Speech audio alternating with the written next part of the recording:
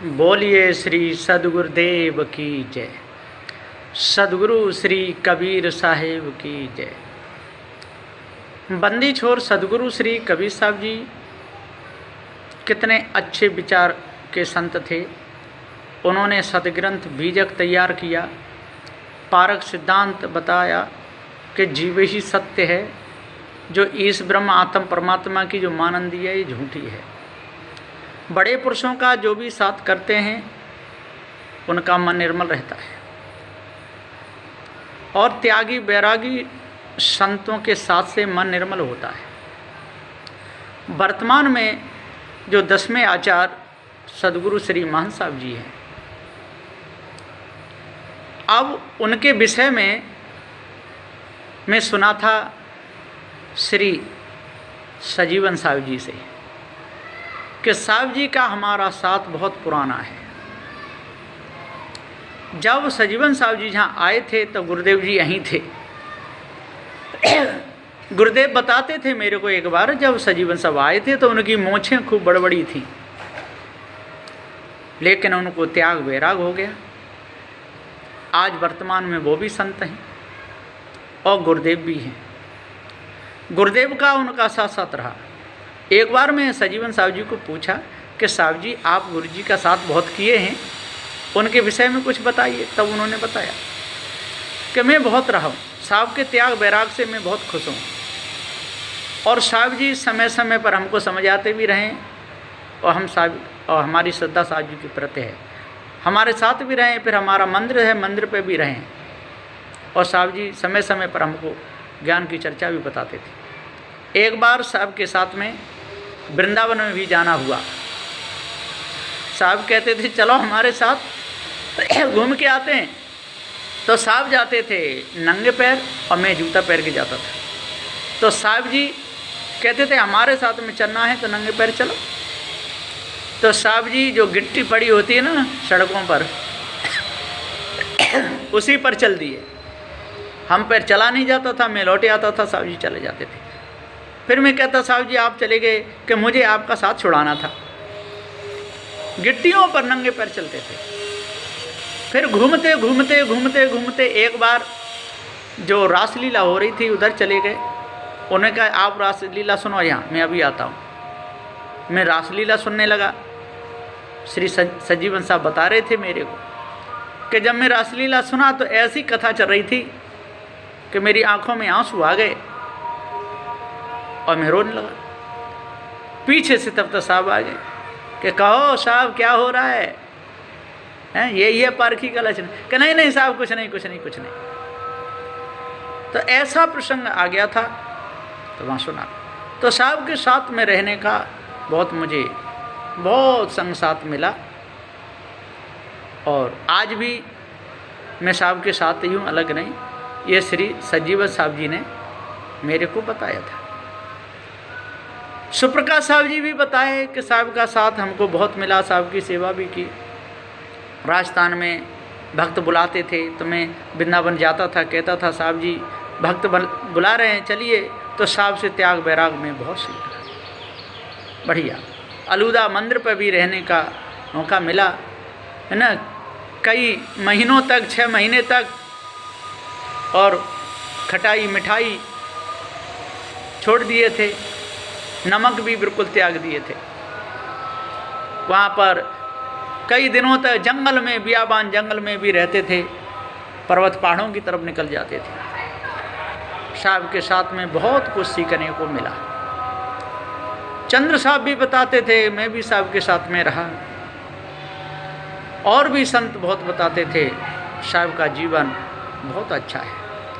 कहीं भी रहें साहब ऐसा पता चलता है कि साहब जी जंगल में है।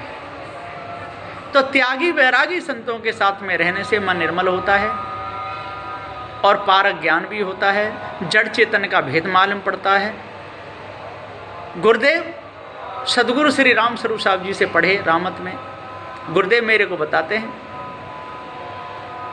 कि सदगुरु श्री राम स्वरूप साहब जी गुरुदेव से कहते थे कि तेरे को जो भी शंका हो पूछ लेना। तो मैं पूछता था, साहब जी समाधान करते थे। बुरहानपुर में भी साहब जी दांत मांजते रहते थे, गुरुदेव बताते थे, मैं शंका करता था, समाधान करते थे। ये भी पूछा कि जे आत्म सिद्धांत जो चल रहा है जो कबीर साहब का है, तो सदगुरु श्री राम शिव साहब बिल्कुल मने कर दिए थे कि आत्म सिद्धांत कबीर साहब का नहीं है, वो तो वेदांत का है। आत्मा नाम की कोई चीज़ है ही नहीं, ना आत्मा एक देशी है, ना आत्मा सर्वदेशी है, आत्मा है ही नहीं। गुरुदेव ने कहा कि गुरुजी भाष्य में तो आपने कहा है कि देखो जे जीवात्मा को मार रहे हैं, कि जी तो उनकी कही हुई वाणी कही है, वो जीव को आत्मा कहते हैं। जब जीव को आत्मा कहते हैं तो बकरा को काट के पत्थर की पूजा कर रहे हैं। ये वेदांतियों के कहे हुए शब्द हैं, वो जीव को आत्मा कहते हैं, जीवात्मा और ब्रह्मात्मा ऐसे कहते हैं, जीव को अंश भी बताते हैं। तो जब आत्मा कहते हैं तो फिर आत्मा को काट करके पत्थर की पूजा करते हैं, इनको शर्म नहीं आती है ना। तो उनको आत्मज्ञान भी पूरा नहीं है उनका, वो तो भ्रमिक हैं, धोखेबाज हैं। इसलिए अपने सिद्धांत में जीव को आत्मा नहीं कहना चाहिए। आत्मा नाम की कोई चीज़ नहीं है, न आत्मा एक देशी है और न आत्मा सर्वदेशी है। इसलिए जितना भी आत्मवाद चल रहा है ये वेदांत का है और इन्हीं लोगों ने ये चलाया है। लेकिन कहने सुनने में पार की संत भी आत्मा का प्रयोग कर देते हैं, लेकिन निर्णय में उसको हटा देते हैं। कहने में आ जाता है क्योंकि पहले से ही कबीर साहब से पहले से ही यही सब चल रहे हैं। आत्म हत्या, आत्म विचार, आत्म चिंतन, यही सब लोग कहते हैं। ये निर्णय ये मानंदी सदुश्री कबीर साहब के नहीं, सदुश्री कबीर साहब ने तो बिल्कुल नकार दिया कि आत्मा नाम की कोई चीज़ है नहीं, ब्रह्म नाम की कोई चीज़ है नहीं, परमात्मा नाम की कोई चीज़ है नहीं। ये मिथ्या धोखा है और जो भी इस धोखे में फंसेगा तो समझ को उसको पार ज्ञान होगा ही नहीं। इसलिए इस धोखे को त्याग देना चाहिए। ये सदगुरु श्री 10वें आचार्य श्री महंत साहब जी मेरे को बताए कि मैं एक घंटा तक गुरु जी के पास में बैठ करके शंका करता था और गुरु जी समाधान करते थे, और ये पूरा भेद उन्होंने मेरे को बताया। हाँ, और ये भी कहा गुरुदेव ने कि लेखक को सभी प्रमाण देने पड़ते हैं, इसलिए कहीं जीव को आत्मा आ जाए तो ये समझ लेना ये वेदांत का लक्ष्य है, ये सदुश्री कबीर साहब का निर्णय नहीं है। इसलिए आत्मा नाम की कोई चीज़ है नहीं, और पार की संतों को कभी भी आत्मा का मंडन नहीं करना चाहिए, क्योंकि जीव अजर अमर अखंड नित्य स्वयं स्वरूप है, पूर्ण है।